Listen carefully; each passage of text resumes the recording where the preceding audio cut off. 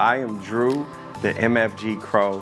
I'm the founder of the New American Manufacturing Renaissance, and I travel the world helping cities and companies and school districts build out equitable solutions to get more students, more youth, and more diversity into manufacturing and engineering careers.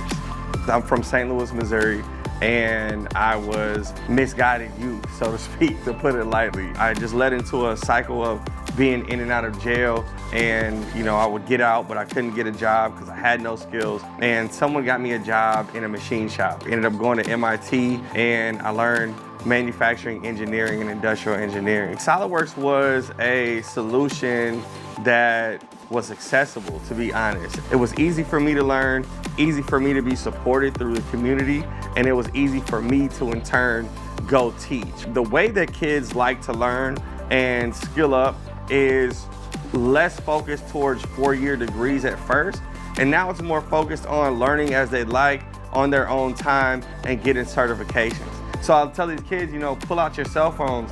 Who has Snapchat? Who's using AR on their phones? Who's using VR at home? Who's playing video games in a 3D environment? You already have a lot of the skills that we're gonna need for this industry.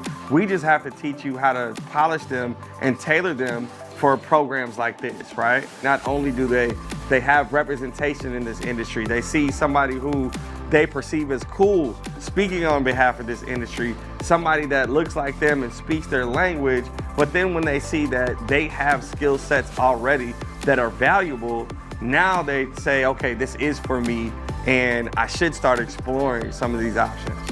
And I truly believe that this industry is the careers that are gonna withstand the AI and the robotics in a way that, will continue to be the 21st century career choice. I'm all about getting people enabled to get careers that'll change their lives.